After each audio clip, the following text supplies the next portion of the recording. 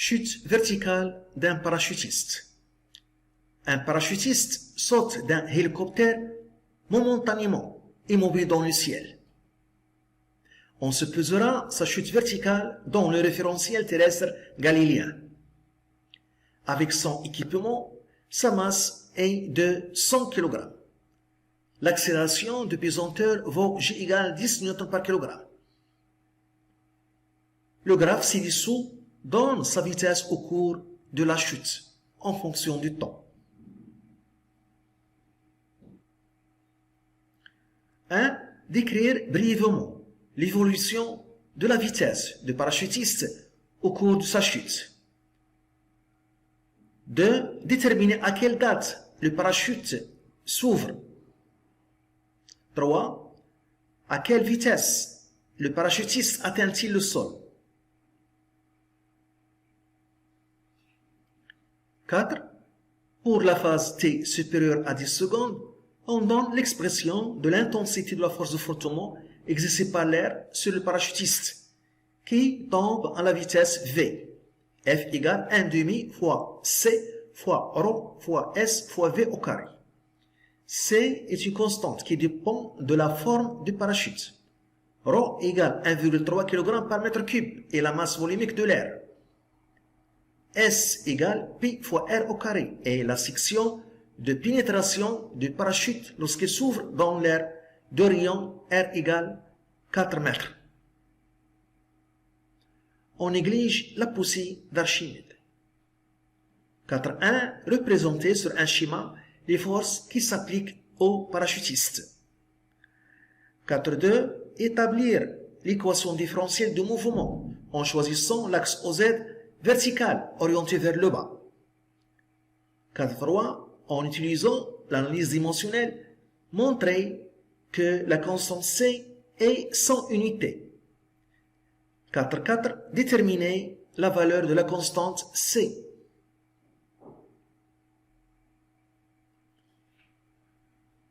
Pour la question 1, décrire brièvement l'évolution de la vitesse du parachutiste au cours de sa chute. Pour la première phase, T entre 0 et 5 secondes, on voit que la courbe est une portion de droite. La courbe qui représente la vitesse en fonction du temps est une portion de droite, croissante. Donc, le mouvement est rectiligne uniformément varié, d'accélération constante, qu'on peut la déterminer en calculant le coefficient directeur. Le coefficient directeur de cette portion de droite représente l'accélération du mouvement.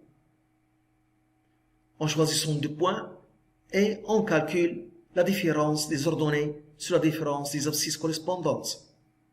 Par exemple, 20 moins 0 sur 2 moins 0. On trouve 10 mètres par seconde au carré. L'accélération de ce mouvement rectiligne uniformément varié.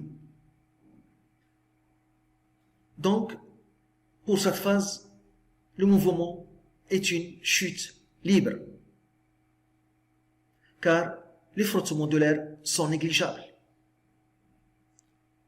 Pour la deuxième phase, T entre 5 secondes et 10 secondes, on voit que la vitesse augmente au cours du temps, mais la courbe n'est pas une portion droite, donc le mouvement n'est pas rectiligne uniformément varié. Et on a ici, les frottements ne sont pas négligeables.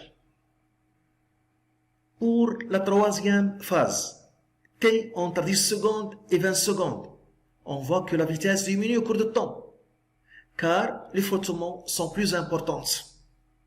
Car à l'instant 10 secondes, le parachute s'ouvre et par conséquent, les frottements augmentent. Pour la dernière phase, T supérieure à 20 secondes, on a la courbe est une portion de droite horizontale. Cela signifie que la vitesse est constante. Et dans ce cas, on a le régime permanent, caractérisé par la vitesse limite, qui est presque égale 10 mètres par seconde. Et pour cette dernière phase, la somme des forces appliquées est égale à 0, car la vitesse est constante.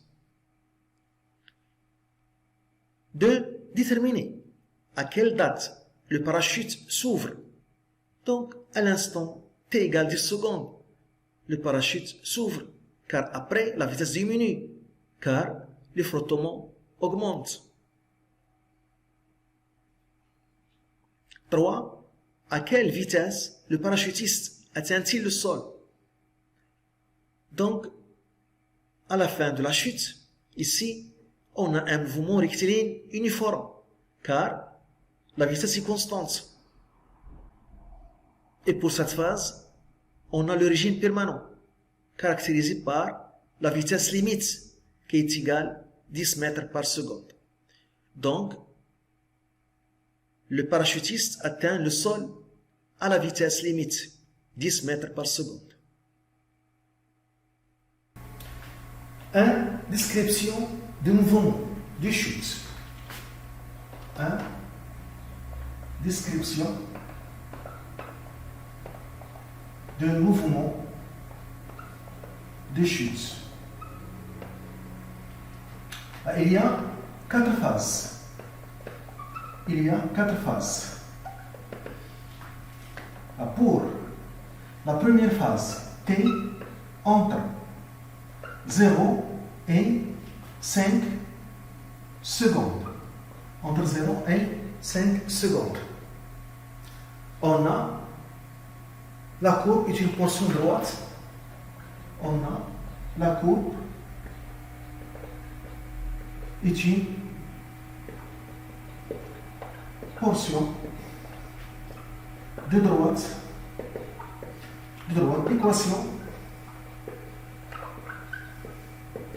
d'équation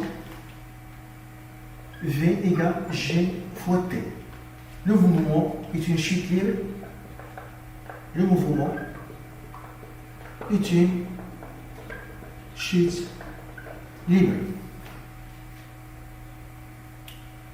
Car les frottements de l'air sont négligeables. Car les frottements de l'air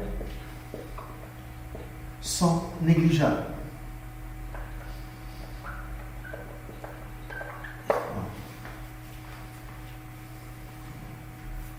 Pour la deuxième phase, pour T entre 5 secondes et 10 secondes.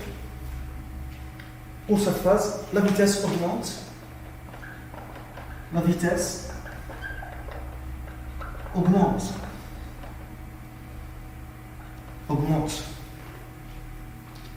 Et le mouvement n'est pas chute libre. Car les frottements ne sont pas négligeables.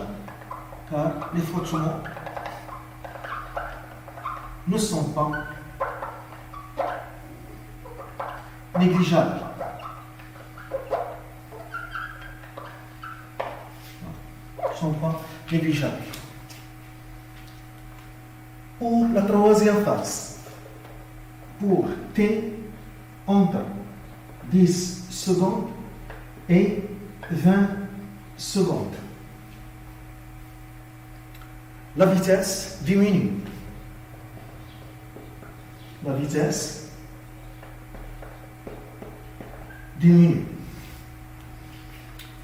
Car les frottements sont plus importants.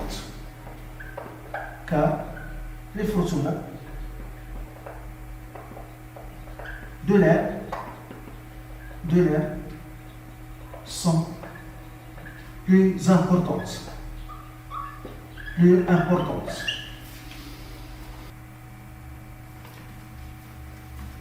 Pour T supérieur ou égal à 20 secondes, la courbe est horizontale. Donc, la vitesse est constante.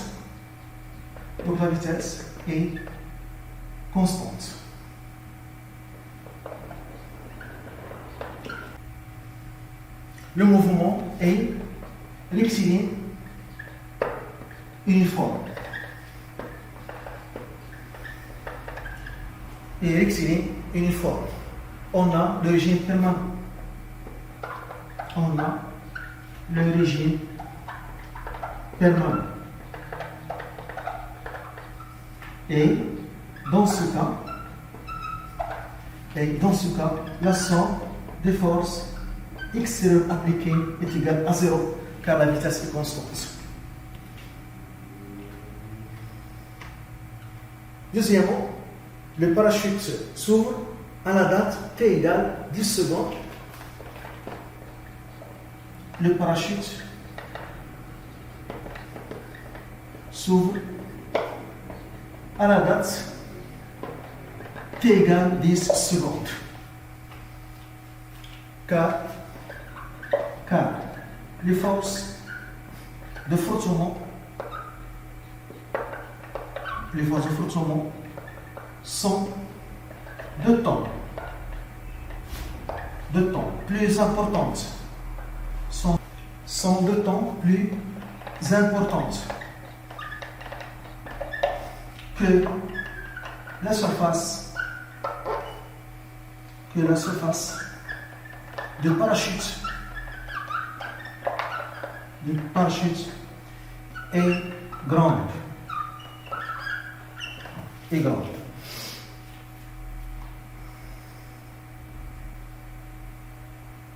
On a remarqué pour la question 3 que le parachutiste atteint le sol à la vitesse 10 mètres par seconde, qui représente la vitesse limite dans le régime permanent.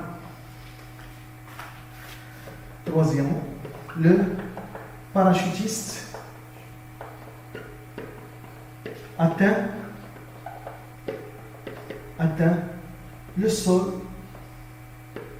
à la vitesse limite V limite est égale 10 mètres par seconde. Voilà. Quatrièmement, 4.1, la représentation des forces. Quatrièmement, 4.1, les forces qui s'exercent sur le parachutiste.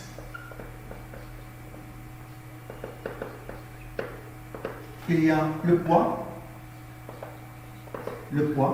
P, son poids P, et il y a la force de frottement de l'air, les frottements de l'air, force de frottement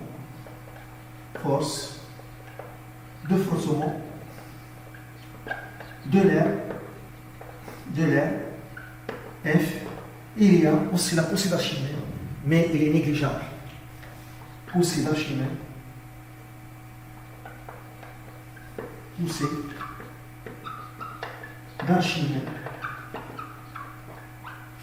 qui est négligeable d'après les données,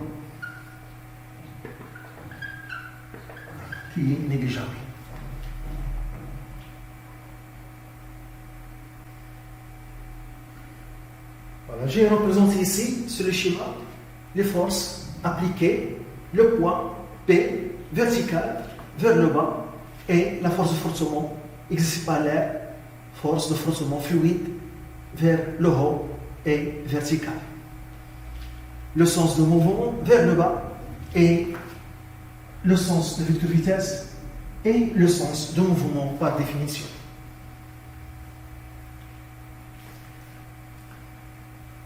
(4.2) L'équation différentielle de mouvement.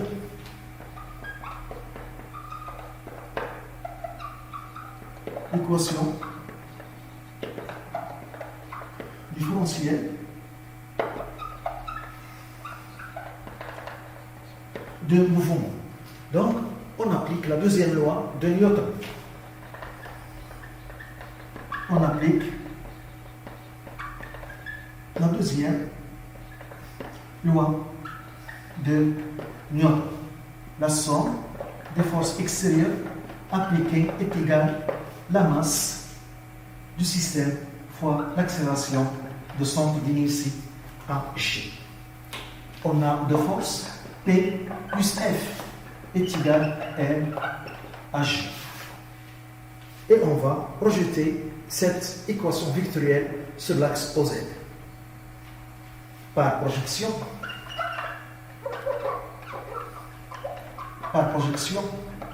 sur l'axe OZ. La projection sur l'axe OZ donne PZ plus FZ est égal à M à Z. PZ, en projetant le vecteur force P sur l'axe OZ, donc la projection donne toute la longueur, et puisque P est K demi-sens, donc PZ est positif, donc c'est M fois J. Plus, en projetant le vecteur force F sur l'axe OZ, la projection donne toute la longueur, mais puisque F, le vecteur force F et K de sens opposé, donc FZ est négatif, donc c'est moins F. Et F, l'intensité positive, qui est égale à M dV sur dt. Mg moins F, l'expression de F, 1 demi, C fois ρ fois S fois V au carré est égal à M dV sur dt.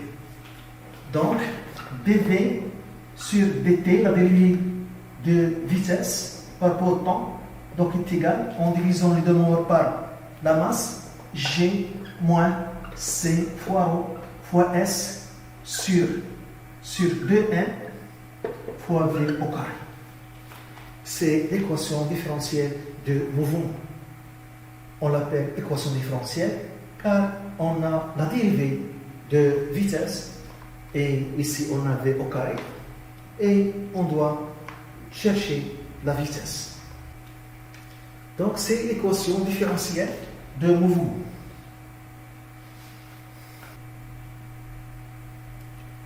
4.3, l'analyse dimensionnelle.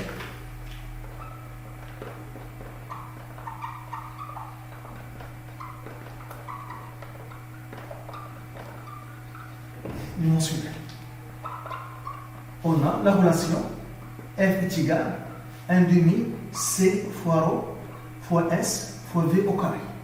Donc C est égal de F sur ρ fois S fois V au carré.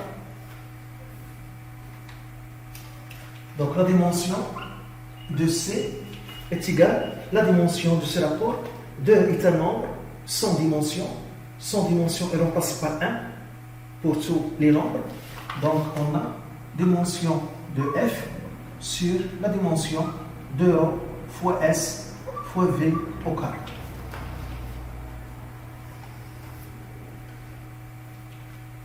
La dimension de F, c'est la dimension de n'importe quelle force. Et je peux choisir la résultante, c'est des forces, qui est égale à MA d'après la deuxième loi de Newton. Donc, la dimension de C est égale à la dimension de F, la résultante des forces appliquées, sur la dimension de ρ, la dimension de S, la dimension de V au carré. Donc, la dimension de C est égale à la dimension de F, CF est égal à MA, d'après la deuxième loi de Newton. ρ, c'est la masse sur le volume, fois la dimension de S, fois la dimension de V au carré. Donc, la dimension de C est égale à la dimension de 1 fois la dimension de A sur la dimension de 1 sur la dimension de V fois la dimension de S fois la dimension de V au carré. Je simplifie par la dimension de 1. Donc ici, ça c'est le volume et ça c'est la vitesse. Donc on simplifie par la dimension de 1. Donc la dimension de la constante C est égale à la dimension de A A, c'est delta V sur delta T. Sur la dimension de S, la dimension de V au carré, sur la dimension de V. Donc le volume c'est la surface fois la hauteur. Donc j'utilise n'importe quelle relation qui est juste. Maintenant je ne calcule pas, je cherche la dimension. Donc j'utilise n'importe quelle relation qui est juste. Donc le volume c'est la surface fois la hauteur. Je peux utiliser aussi que le volume c'est la longueur fois la largeur fois l'épaisseur. Donc la dimension de C est égale à la dimension de delta V sur la dimension de delta T sur la dimension de S, la dimension de V au carré sur la dimension de S fois la dimension de H. La dimension de la constante C est égale. Donc je peux simplifier ici par la dimension de V. Ici, delta V et V en même dimension. Donc ce qui reste 1 sur T en haut. On simplifie par la dimension de V sur. Ici, on simplifie par la dimension de S, la dimension de H, la hauteur, et la dimension d'une longueur. Et la longueur est une grandeur principale. Donc, il reste la dimension de V sur N. Sur N. Donc, la dimension de C est égale à 1 sur T fois N sur la dimension de V.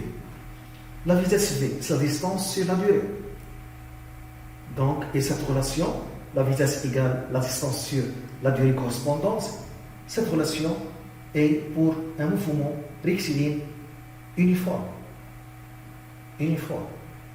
J'utilise ici n'importe quelle relation qui est juste.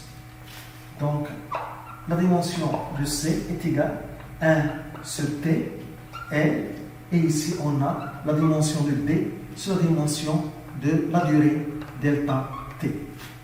Donc, la dimension de C est égale à L sur T fois la dimension de delta T sur la dimension de D, la distance D. La dimension de delta T, c'est grand T, car le temps est une grandeur de base, comme la longueur. Et D aussi, donc la distance, la dimension de distance, c'est la dimension de longueur. Et la longueur est une grandeur principale, est une grandeur de base. Donc, la dimension de la constante C, est égale à L sur T. La dimension de delta T, c'est grand T. Le temps est une grandeur de base. Sa dimension grand T. Et D est une distance. Et la dimension d'une distance, c'est la dimension d'une longueur. Et la longueur est une grandeur principale. L est une grandeur de base. Donc, la dimension de C est égale à 1. Cela signifie que la constante C est sans dimension. La constante C est sans dimension. Donc elle n'a pas d'unité. Donc, elle n'a pas d'unité. 4. La valeur de la constante C. 4.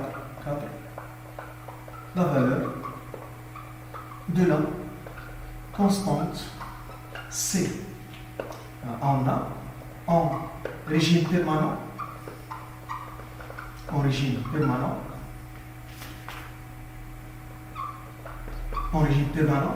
V est égal, la vitesse limite est égale à une constante. Donc la dérivée de la constante est égale à 0. Donc dv sur dt est égal à 0.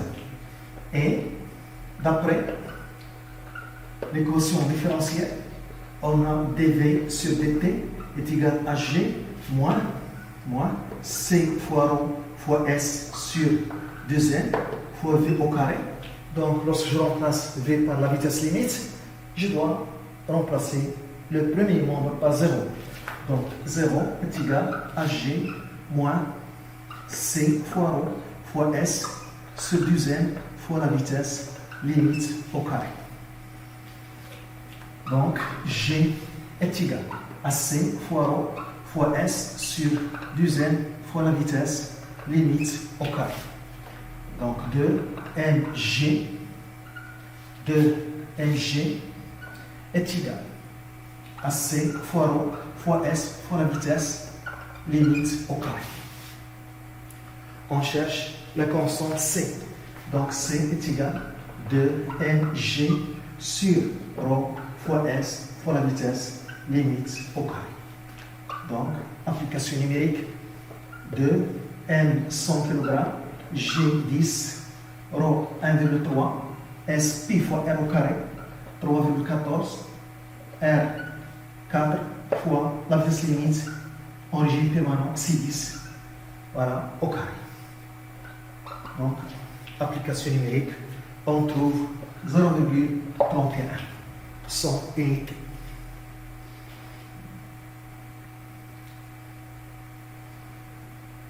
Il y a une deuxième méthode pour trouver C. Deuxième méthode. Donc, en régime permanent.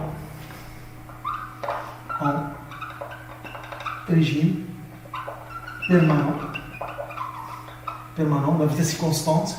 Donc, V est constante. Et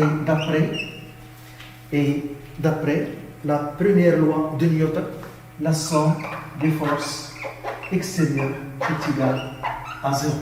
Et on a PF. Donc, c'est la première loi de Newton. Donc, on a P, voilà, P plus F est égal à 0. Donc, P est égal à moins F. Donc, on module, donc P est égal à F. Donc, M fois G est égal à F. F qui est égal à 1 demi C fois rho fois S fois V au carré. Voilà. Donc, et on calcule C. Voilà. Et on calcule C à partir de cette équation. On trouve la même formule. V est constant. Voilà. La vitesse est constante en régime permanent. C'est la vitesse limite.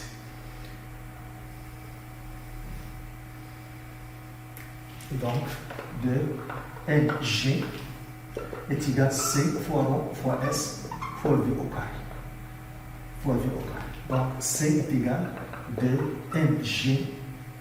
2mg sur rho fois S fois V au carré. Et V, la vitesse, qui est constante en régime permanent, qui est égale à la vitesse limite, 10 mètres par seconde.